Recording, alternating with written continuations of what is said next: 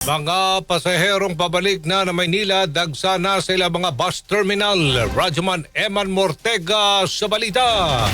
RMN Live Report!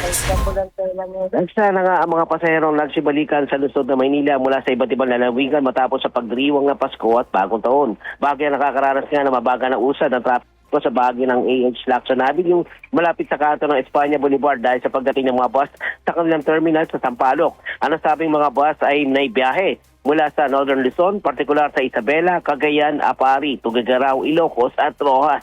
Karamihan sa mga bus ay mula pa kahapon hanggang gabi bumiyahe at dumating sa nasabing terminal mula kaninang madaling araw hanggang sa kasalukuyan. Bunsod ng paglagsa ng mga pabalik na pasahero, bumabagal ang usad ng trapiko dahil sa mga nag-aabang na taxi, tricycle at mga TNBS na binuk ng ilang mga pasahero. Nagtulong-tulong naman ang mga tauhan ng MPD Traffic Enforcement Unit at FMDA para sa pagbabantay, gayon din ang pagmamando ng trapiko sa lugar para mapanatili ang kaayusan at seguridad ng mga pasahero. Kasama mo sa DCXL RMN Manila, Radyoman Eman Mortega, Tatak RMN.